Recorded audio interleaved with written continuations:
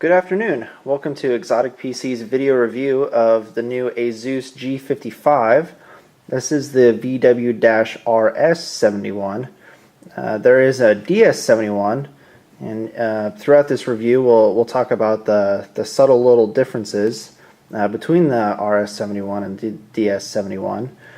This model comes with a 15.6-inch Full HD matte screen. We'll go over the screen some more here shortly as well. It does have the new 3rd generation Ivy Bridge i7-3610 quad mobile processor in it, and that's built on the HM77 chipset.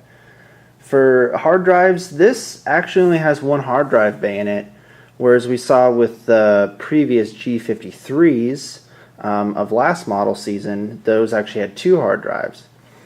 Towards the end of the video, we'll actually show you the inside of it. You can see that hard drive bay.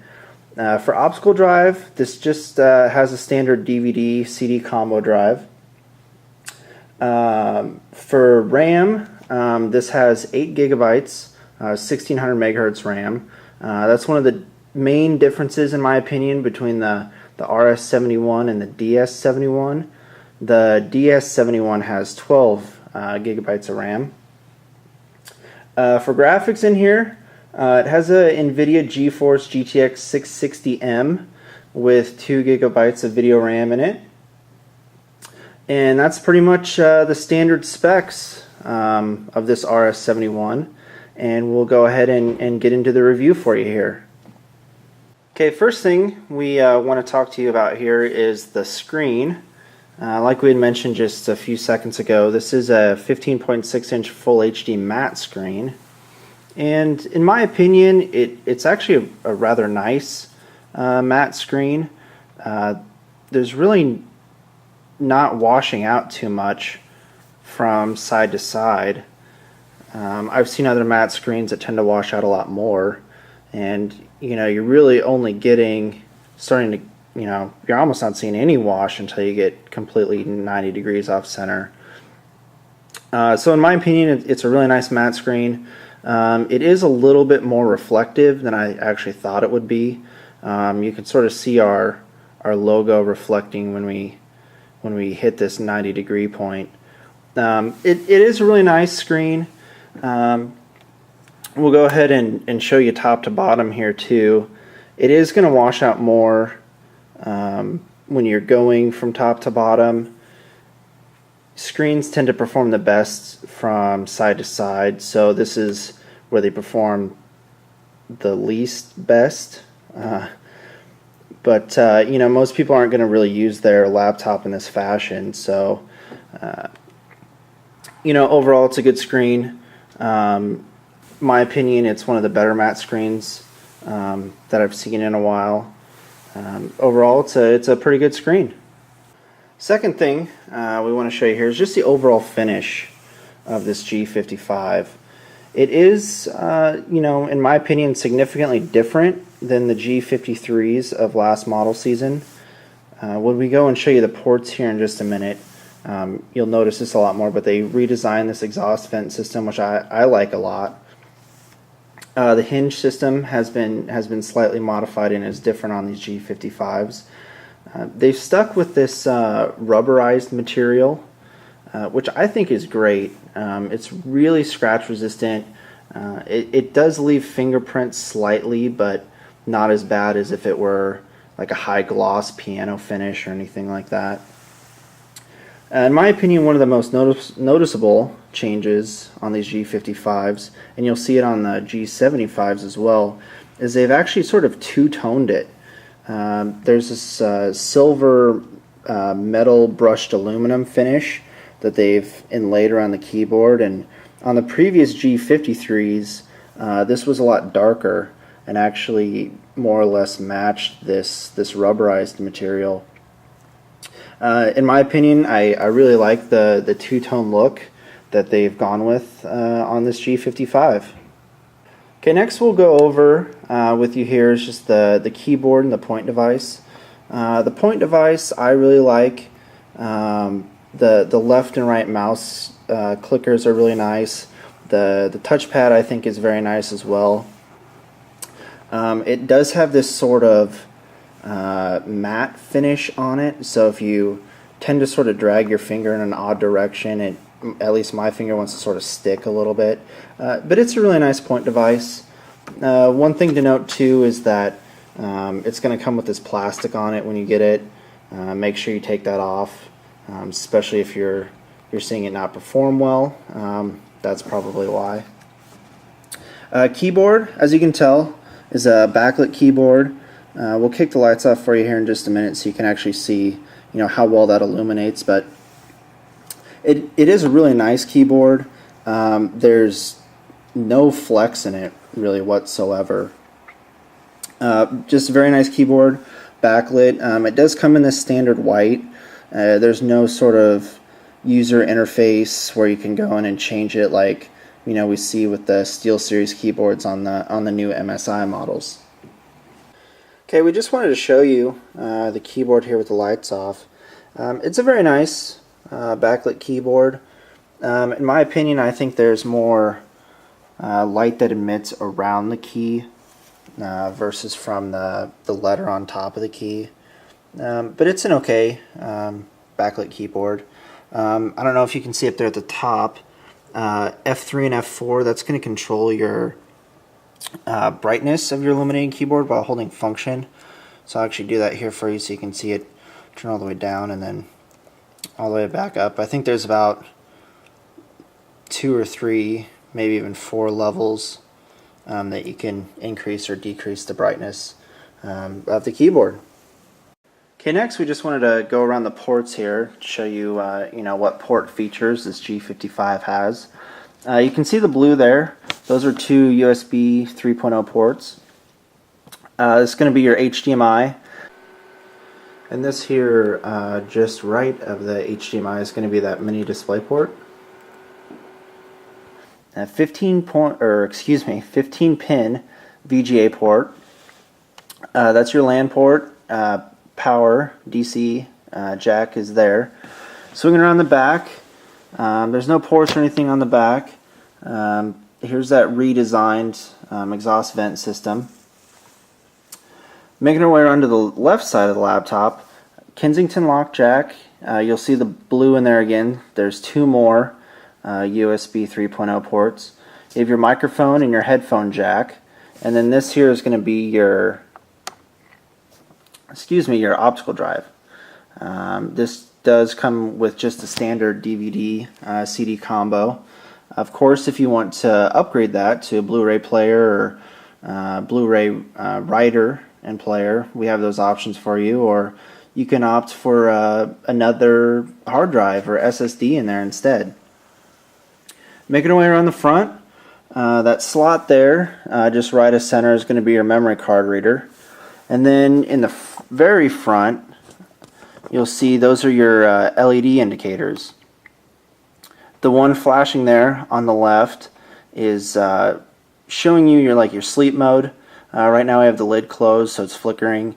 If the lid's open and you're using your laptop, that's going to stay on. Next is battery, hard drive activity. The fourth one is going to be your Wi-Fi. And then the last 2 is your caps lock and your number lock there. So that just wraps up the ports. Okay, we just wanted to show you the BIOS here really quick. Now with laptops, there's not a lot you can really do in the BIOS, as far as power and wattages and different things like that. This is at RS71, and the main difference between this RS71 and the DS71, which I'm sure we mentioned already, but this has 8 gigs of memory, which you can see there on the screen. The DS71 does have 12. Processor, as we mentioned, has that 3610 quad mobile, that new 3rd gen in it. In the BIOS, on this main screen, there's not a lot you can change. System date and time. If you go over to the advanced settings, and we'll actually go down to SATA configuration.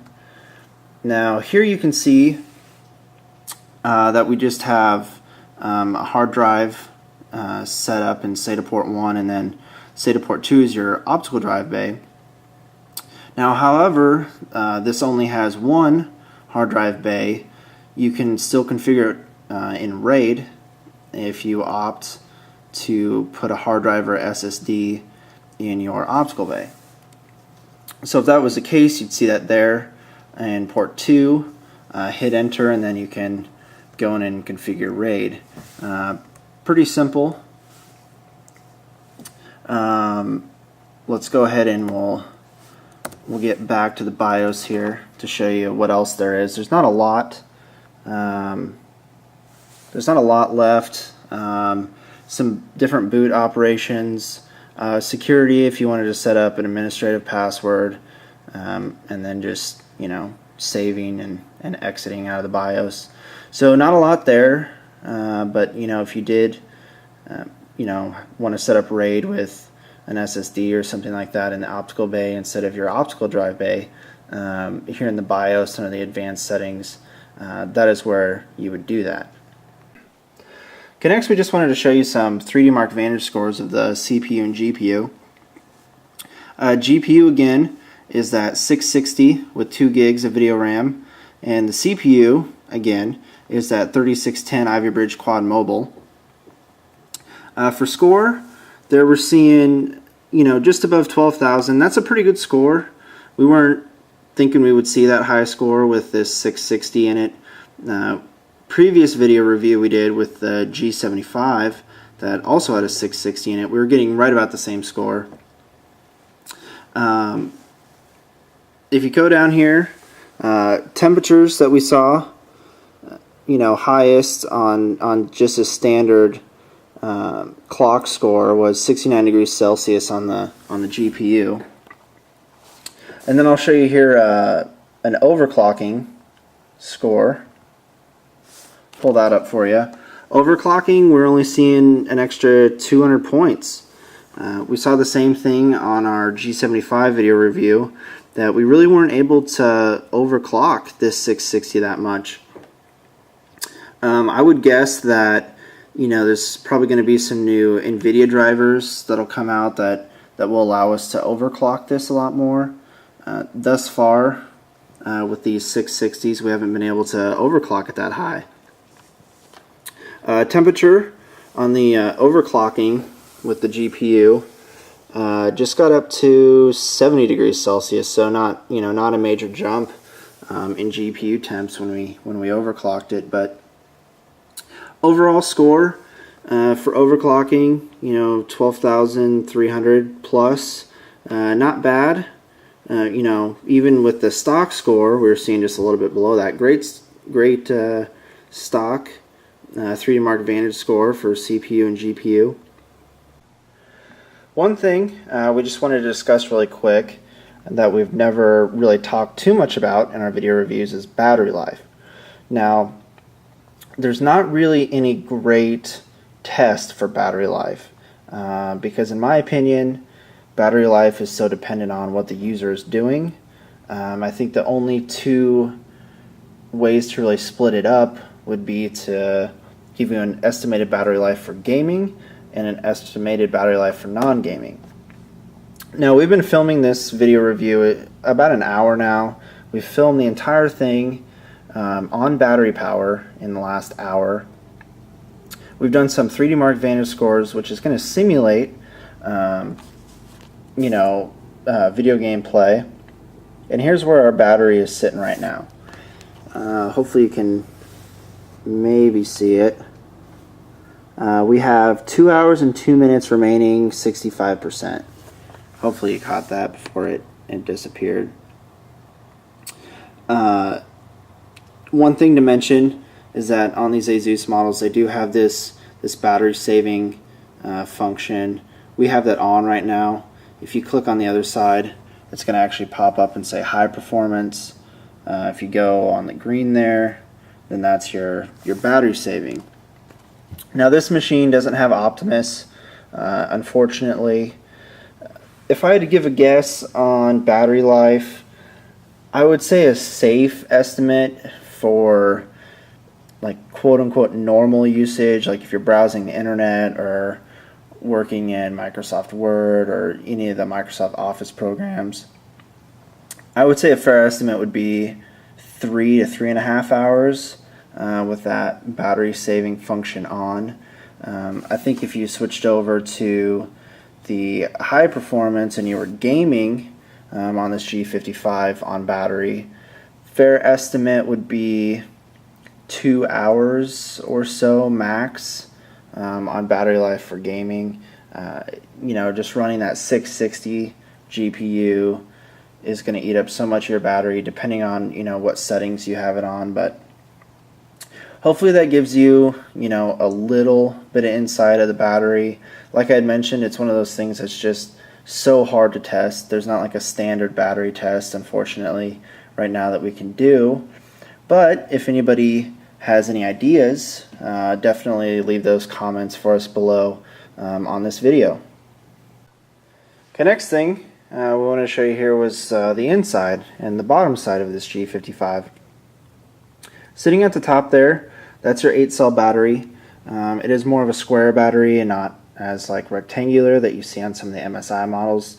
That's just going to fit right down in here.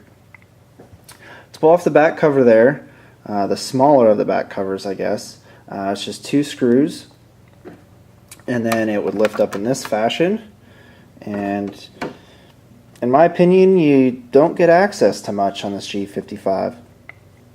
As you can see there on the left, that's the only hard drive bay, excuse me. At the top here, that's where 2 of your 4 DIMM slots are, and you can actually see underneath there one of the RAM slots. That's going to be accessible from the other side under the keyboard. But you do have 2 DIMM slots there. It is really nice in these RS71 models that only come with 8 gigabytes of RAM that they actually put the 2 4 gig sticks in the harder of the 2 places to access. So if you wanted to add RAM on your own, they actually make it easier for you by leaving the 2 most accessible slots open and available to you. That's the inside, really. You can go and completely remove the bottom if you wanted to access the optical bay, your CPU, your GPU. That's a little bit more intense of a process, and if enough people requested us to do that, we can definitely show you a video of that as well. A notable difference on this G55 from the G75, the 17.3-inch model, is it doesn't have those access points to clean out your fans. If you watch our other G75 video review, that's something that they did include on the G75, and I thought was great. It's not on the G55, and I think it's a big bummer. And I'll mention again, it only has 1 hard drive bay. I think that's kind of a bummer as well.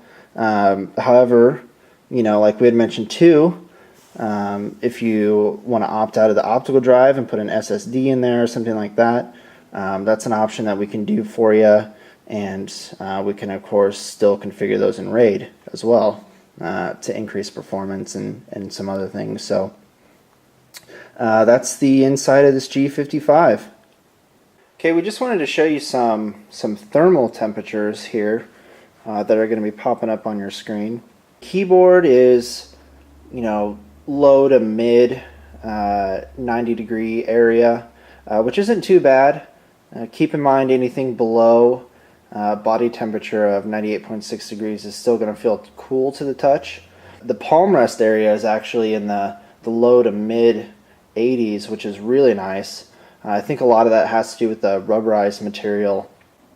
If you swing around to the exhaust vents, and maybe you can actually notice there, most of the exhaust, the heat actually, is being pulled from that left side.